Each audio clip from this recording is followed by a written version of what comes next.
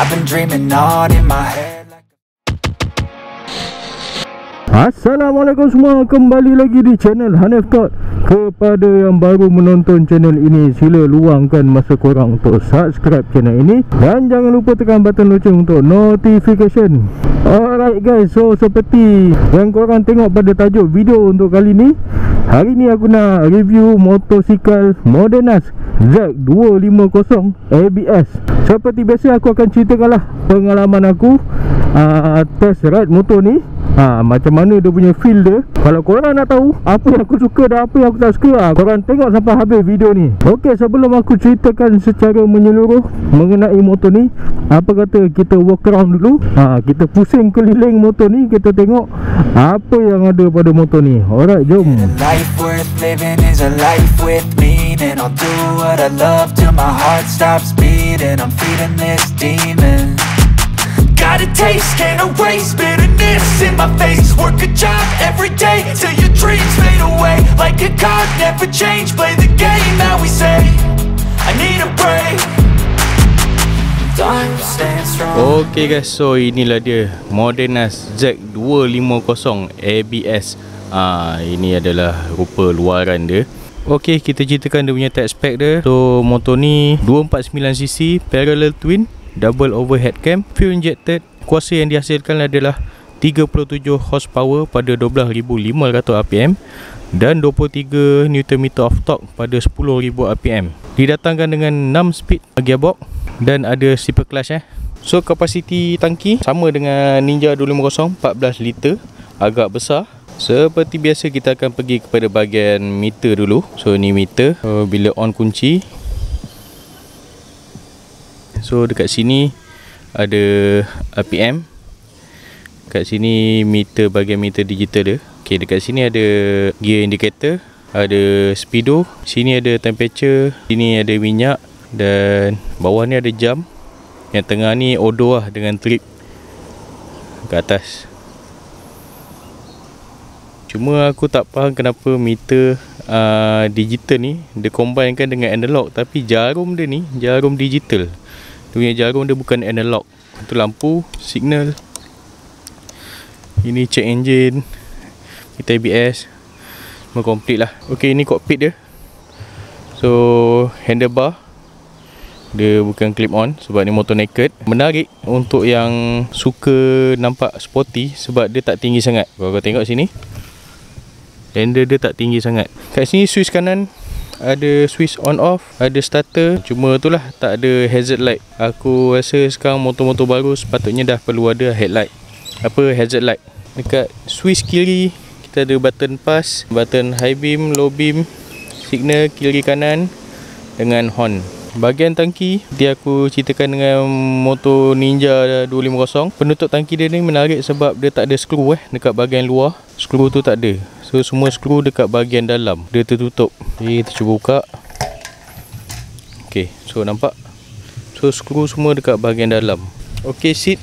So motor ni dia pakai split seat. Kalau ikutkan rupa luaran dia, bahagian belakang dia ni semua daripada sini enjin sampai ke belakang ni semua sama je dengan Ninja 250 ABS tu. Yang bezakan dia naked je kat bahagian depan ni je. Yang bahagian kepala dengan S-scope. Yang belakang ni sama. Ok, ni lampu depan dia. Kalau ikutkan bagi aku kurang nampak garang sikit lah.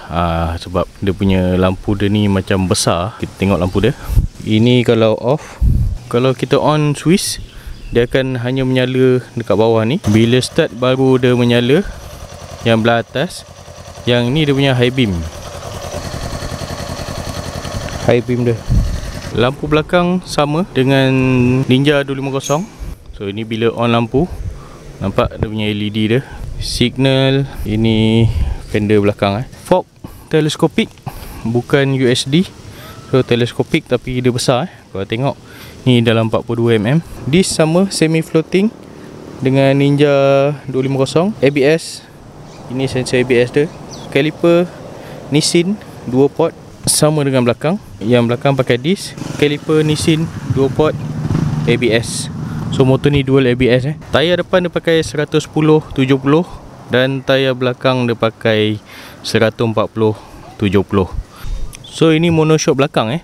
Aku baru perasan kalau ikutkan daripada rupa dia ni, monoshock ni nampak macam pasang terbalik sebab dia punya adjustable dia dekat belah atas. So aku rasa dia nak mudahkan lah untuk kau adjust, sebab tu dia pasang yang adjustable tu belah atas. Foot rider sama dengan Ninja 250, tak ada beza. Dia punya position dia, bahagian tepi ni dia punya S-scope dia ni just nice juga, sebab dia tak terlampau besar dan dia tak terlampau kecil. Cuma kat bawah ni dia tak ada cover, tak ada sampan.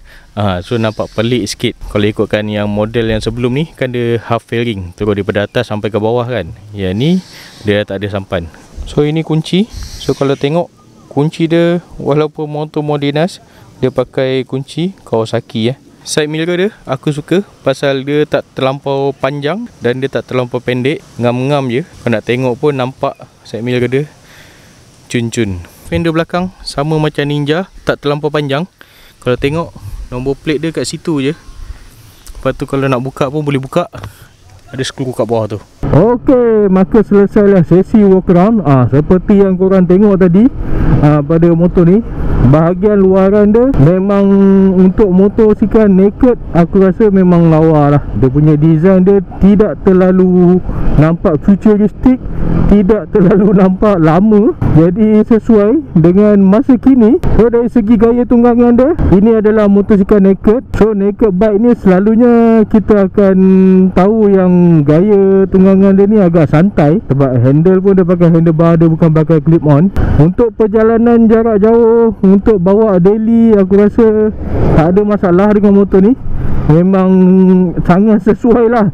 Kalau nak bawa pergi kerja ke, memang inilah motor dia. Cumanya kalau kau tanya dekat aku lah, aku lebih prefer kalau handle dia ni tinggi sikit. Dia punya lebar ni dah okey lah, cuma kalau boleh aku nak dia tinggi sikit. So mungkin kalau aku yang beli motor ni, aku akan pasang riser lah, nak bagi dia punya kedudukan handle dia ni lebih tinggi. Sekarang ni dia punya style dia ala-ala Street Fighter tau. So dia punya beban dia masih lagi ke depan. Lepas tu handle dia ni dia tak kepak ke dalam, dia dah jadi mengepak kan, jadi tak kurang sesuai lah. Dari segi minyak memang tak mengecewakan.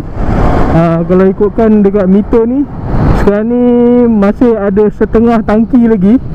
Aku dah isi full. So trip ni aku kosongkan masa isi full. Sekarang ni dah 252 km. So bermakna ada separuh lagi. Kemungkinan kalau aku bawa style santai macam ni, aku tak bawa laju, aku rasa boleh cecah dalam 400 km lah. Sebab tangki dia ni besar, 14 liter. Lepas tu motor naked, memang sesuai lah untuk buat jalan jauh. Okey, dari segi power sama macam Ninja 250. Dia punya low to mid RPM tu agak slow sikit lah. Dia punya power dia memang rasa under power sikit. Daripada RPM 0 ke 5 tu, korang boleh rasa dia macam berat tau. Kau pulas dia macam tak nak pergi. Tapi bila lepas RPM 5 tu, barulah dia boleh rasa dia punya power dia. Mungkin kalau tukar exhaust, aku rasa dia boleh pergi lagi kot. Cuma sekarang ni exhaust semua standard. Motor ni pun memang standard, tak ada buat apa. So dia kurang sikit. Untuk cornering pun motor ni tak ada masalah. Dia punya handle ni agak rendah, jadi untuk kau tackle corner tu, aku rasa memang best lah.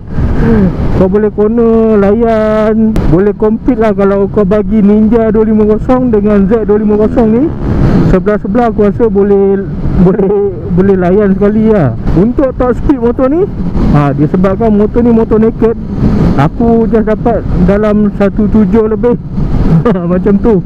Sebab banding dengan Ninja aku boleh dapat dalam 1.83. Itu pun lepas push motor tu. So yang ni aku boleh dapat 1.7 lebih lah, which is ok lah untuk motor naked. Sebab dia dah start rasa bergoyang, dia punya bahagian depan ni, sebab angin dia terlampau kuat. Okay, untuk aku yang berketinggian 168 cm ni, motor ni tak terlalu tinggi ya. So ngam-ngam je. Aku punya kaki pun boleh jejak dekat tanah, tak ada masalah. Sebab selalunya motor naked ni dia akan rasa macam tinggi sikit kan. Yang ni dia rasa sesuai lah dengan aku yang tinggi 168. Kalau yang rendah sikit mungkin 16, aku rasa dia akan menjengkit sikit je. Tapi still kau boleh handle motor ni. Alright, so sekarang ni aku akan ceritakan apa yang aku suka dan apa yang tak suka lah dengan motor ni. So apa yang aku suka, motor ni adalah motor naked bike. Kalau aku lah, aku memang penggemar lah motor-motor style naked ni. Macam aku cakap, dia tak terlampau nampak futuristik, tak terlampau nampak macam lama sangat. Sebab shape-shape dia ni nampak macam tajam-tajam sikit kan. Kalau lalu sebelah tu boleh luka lah orang kata. So memang nice dia punya rupa dia. Standard motor-motor naked Kawasaki, dia ada ciri-ciri Z tu kan. Lepas tu aku suka lah dia punya bentuk meter dia ni. Dia tak terlampau besar, dia tak terlampau kecil. Kalau ikutkan untuk Ninja 250, meter dia tu agak lebar, tapi meter dia tu sesuai dengan motor fairing lah, sebab dia tersorok dekat fairing kan. Macam ni motor naked, dia tak recycle lah meter tu. Mana dia buat meter yang lain daripada meter Kawasaki Ninja 250 tu. So dia bezakan lah sikit. Cuma ada kekurangan dia, nanti aku akan ceritakan apa yang aku tak suka. Lepas tu side mirror, kalau motor naked ni aku memang suka lah tengok side mirror tau. Kau tengok dia punya side mirror dia memang cantik. Dia tak terlampau besar, dia tak terlampau panjang, memang ngam-ngam terletak. Kau nak menyelit pun tak ada masalah. Takkan risau lah orang kata berlanggar dengan mana-mana kereta.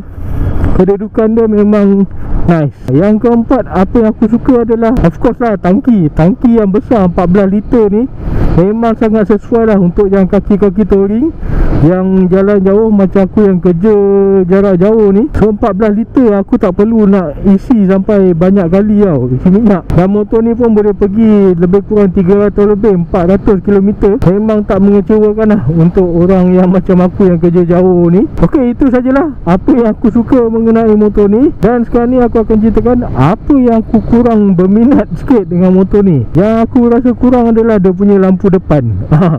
Lampu depan dia ni, kalau korang tengok, dia agak besar tau. Dia dah kurang garang sikit.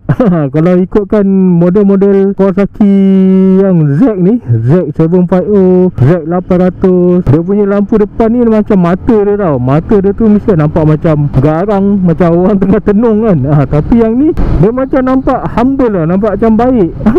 Dia punya mata dia macam besar je kan. So kurang garang lah dia punya rupa lampu dia tu. Lepas tu dekat bahagian meter, meter dia ni sebenarnya aku dah suka lah bila ada kombinasi analog dan juga digital. Tapi bila aku tengok balik, ini dia bukan analog tau. Kalau ikutkan meter ni sebenarnya adalah meter digital. So dekat bahagian RPM ni sepatutnya tak perlu pun dia buat tulisan tu. Patutnya dia buat je terus digital. Sebab meter jarum RPM dia ni dah digital tau. So buat apa dia letakkan nombor dekat situ? Baik dia buat digital je terus. Dan yang ketiga, sama macam Ninja 250, bahagian footrest belah kanan lah, dengan exhaust dia ni dia agak rapat. Kalau korang nak bawa agresif sikit, mestilah jejak dekat hujung jari kaki tu kan. So bahagian tumit tu dia akan kenalah dekat cover exhaust tu. Sedikit rasa terganggu, tapi kalau dah tukar exhaust aftermarket, aku rasa tak ada masalah kot. Dan seterusnya bahagian handle lah. Handle dia ni sebenarnya bagi aku dah nice lah, dia punya bentuk dia ni. Cuma aku lebih prefer kalau dia tinggi sikit. So kedudukan aku akan lebih santai. Macam sekarang ni agak menunduk sebenarnya. Dia punya tunduk dia lebih kurang je macam kau bawa Ninja. Kalau aku nak comparekan Ninja dengan Z250 ni, aku lebih prefer bawa Ninja. Sebab Ninja tu dia lebih rasa selesa. Sebab walaupun dia rendah handle dia, tapi dia punya kepak dia tu ke dalam sikit, so dia kurang rasa penat. Alright, jadi itu sajalah aku rasa apa yang aku boleh kongsikan mengenai motor ni, apa yang aku rasa. Jadi kalau korang ada persoalan, korang bolehlah tanya dekat bahagian komen tu, aku cuba jawab.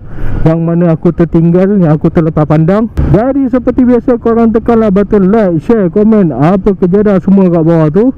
Kita jumpa lagi di video yang akan datang. Assalamualaikum.